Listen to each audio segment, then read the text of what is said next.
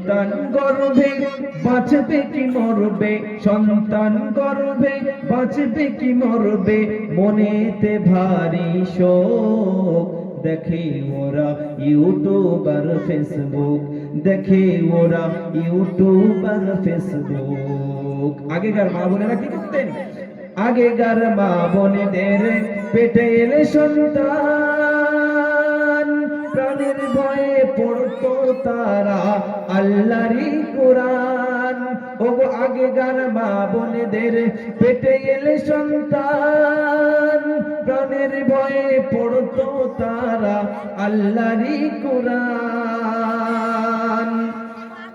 সদা মনেতে টেনশন, বাঁচবে কি এ জীবন, অশ্রু ভরা থাকিত এই দুটি চোখ।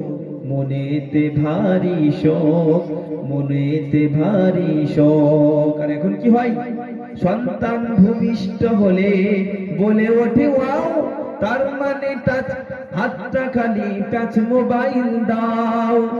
এখন হচ্ছে না? সন্তান ভূমিষ্ঠ হওয়ার পরেই কান্না করে উঠছে, মোবাইলের আওয়াজ পেলে কান্না বন্ধ। কবি কত সুন্দর লিখেছেন, সন্তান ভূমিষ্ঠ হলে বলে ওঠে ওয়াও, তার মানে হাতটা খালি টাচ মোবাইল দাও। মোবাইল দিলে হাতে বন্ধুর সাথে সাথে, মোবাইল দিলে হাতে বন্ধুর সাথে সাথে, থাকবে না কান্না হাসি ভরা মুখ।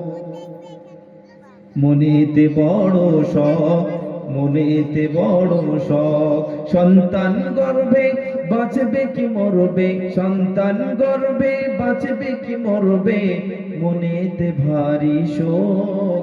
দেখে ওরা ইউটিউব আর ফেসবুক।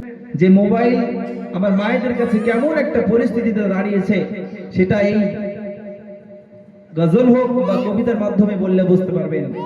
কবি বলছেন, সন্তান গর্ভে বাঁচবে কি মরবে, ও সন্তান গর্ভে বাঁচবে কি মরবে, মনেতে ভারী শোক।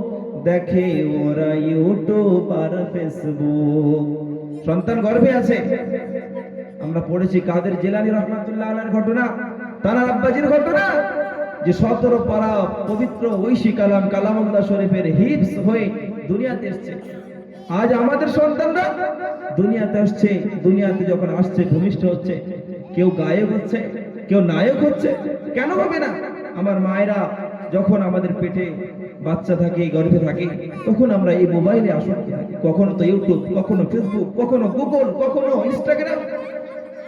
সম্মানিত যেমন আপনি হবেন, আপনি হচ্ছেন কয়লার খনির মতো।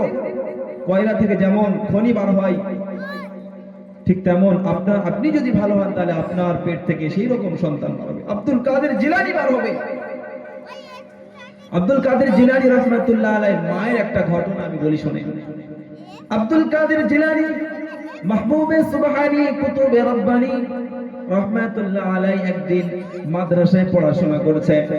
আর পড়াশোনা করতে করতে করতে করতে পড়াশোনা করে একদিক দিয়ে আরেক দিক দিয়ে ভুলতে শুরু করে। আব্দুল কাদের জিলানী রহমাতুল্লাহ আলাইহি বাড়িতে ফিরে এসেছেন।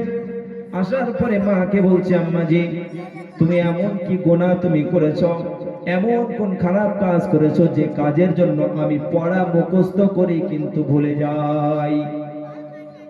তখন আব্দুল কাদের জিলানীর মা ভাবছে যে দুনিয়াতে তো আমি এমন কোনো কাজ করিনি, এমন কোন খারাপ কাজ আমার জানা মতে আমার করা হয় নাই যে এফেক্ট, যে প্রভাবটা আমার সন্তানের প্রতি পড়বে।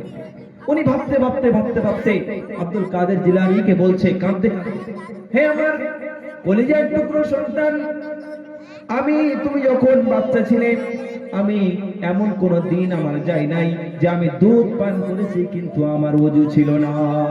আমি যখনই দুধ পান করেছি তখন আমি ওযু অবস্থায় আমি তোমাকে দুধ পান করেছি। তোমাকে কোলে নিয়ে আমি ঘুম পড়াতাম, পবিত্র কালামুল্লাহ শরীফ তেলাওয়াত করতে করতে। যখন ঘুম থেকে আমি জাগ্রত করতাম কালামুল্লাহ শরীফ তেলাওয়াত করতে করতে। তবে হ্যাঁ, একটা ভুল যেটা আমার স্মরণে আসছে, সেটা হলো, দেখো তুমি যখন আমার গর্ভে ছিলে, আমি তোমাকে নিয়ে আমার মায়ের বাড়ি, তোমার নানির বাড়ি গিয়েছিলাম। এই বাচ্চারা চুপ করো একদম। তুমি যখন আমার গর্ভে ছিলে, আমি তোমাকে নিয়ে আমার মায়ের বাড়ি তোমার নানার বাড়িতে গিয়েছিলাম, যাওয়ার পরে দেখি তোমার নানার বাড়ির উঠানে কিছু তেঁতুল শুকাচ্ছে। আমি ভাবলাম এটা তোমার নানিমাদের তেঁতুল গাছের তেঁতুল, ওই জন্য আমি না জিজ্ঞাসা করে সেই তেঁতুলটা মুখে দিয়েছিলাম। দেওয়ার পরে কিছুক্ষণ পরে তোমার নানিমাকে জিজ্ঞাসা করেছিলাম, মা এই তেঁতুলটা কাদের? তখন আমার মা বলেছিল, তোমার নানিমা বলেছিল এটা হলো ওই পাশের বাড়ির মহিলাদের তেঁতুল। আমি না জেনে যে তেঁতুলটা নিয়েছিলাম, সঙ্গে সঙ্গে কানের ভিতরে হাত দিয়ে আমি বমি করে দিয়েছিলাম। আমার মনে হয় দেখো আব্দুল কাদের, তুমি যে পড়া মুখস্থ করো আর এই ভুলে যাও, এই ভুলে যাওয়ার কারণ আমার মনে হয় ওই না বলে তেঁতুল খাওয়ার কারণে। সম্মানিত আজ সন্তান গর্ভে আছে, চলে যাচ্ছি ড্যান্স হলে, বিভিন্ন রকম খারাপ কাজের মধ্যে আমরা চলে যাচ্ছি। সেই সন্তান কেমন হবে? বৃদ্ধাশ্রমে পাঠাবে না তো কাদের পাঠাবে? যদি আমি সন্তানের মতো যদি লালন পালন না করতে পারি, তাহলে ওই সন্তান কিন্তু বড় হয়ে আমাকে বৃদ্ধাশ্রমে পাঠাবে। তাই কবি বলছে, সম্মানিত মা বোনেরা, আপনাদেরকে বলবো এবং যে সমস্ত আমার জওয়ান যুবক ভাইরা আছে তাদেরকে উদ্দেশ্য করে, এখন রাজত্ব আপনাদের, যে চাচাজিরা বয়স হয়ে গেছে তাদের আর সময় নেই। এখন এই দুনিয়া কাঁপানোর, গ্রাম কাঁপানোর সব দায়িত্ব আপনাদের এই বিষয়ে খেয়াল রাখতে হবে। আমি যেমন হব, আমার ভবিষ্যৎ প্রজন্ম ঠিক তেমন হবে, ওই জন্য আমাকে ঠিক হতে হবে। সম্মানিত মুহতারাম হাজিরিন, আমি এই জওয়ান যুবক ভাইদেরকে উদ্দেশ্য করে বলছি, আপনাদেরকে মজবুত হতে হবে। এইরকম মাজমা দিলাম আর নামাজ থেকে গাফিল, মজমার কোনো লাভ হবে না।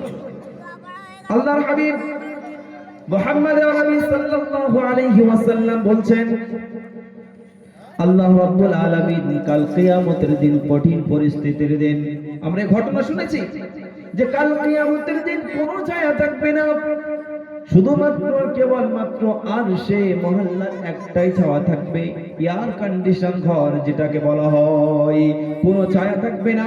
মানুষ ঘামতে ঘামতে কেউ পা পর্যন্ত, কেউ কোমর, কেউ হাঁটু পর্যন্ত, কেউ বুক পর্যন্ত, আবার কেউ ওই ঘামের সাগরে সাঁতার কাটবে। কিন্তু সেই কাল কিয়ামতের দিন, সেই কঠিন পরিস্থিতির দিন, 7 প্রকার মানুষ তারা ওই এয়ার কন্ডিশন ঘর আর সে মহল্লার নিচেই তারা স্থান পাবে। তাদের মধ্যে এক প্রকার হলো ওই সমস্ত জওয়ান যুবক ভাইরা। কি বলেছেন আল্লাহর হাবিব? আল্লাহর হাবিব বলেছেন, ওয়াশাবুন নাশাআ ফি ইবাদাতিল্লাহ, ওই জওয়ান যুবক ভাইরা যারা তাদের যৌবনটা বিভিন্ন হোটেলের মাধ্যমে, বিভিন্ন খেলাধুলার মধ্যে, বিভিন্ন রকম খারাপ কাজের মধ্যে ব্যয় না করে যারা আল্লাহ রাব্বুল আলামিনের ঘরের সঙ্গে যারা সম্পর্ক রেখেছে, আমি আল্লাহ রাব্বুল আলামিন কাল ওই কিয়ামতের কঠিন হাসরের সময় যখন সবাই নাফসি নাফসি করতে থাকবে, আমি তখন ওই জওয়ান যুবক ভাইদের জন্য একটা এয়ার কন্ডিশন ঘর আমি বানিয়ে দেব। সম্মানিত ওই জন্য এখনো সময় আছে, আমরা ফিরে আসি, এখনো সময় আছে, আমরা ফিরে আসি।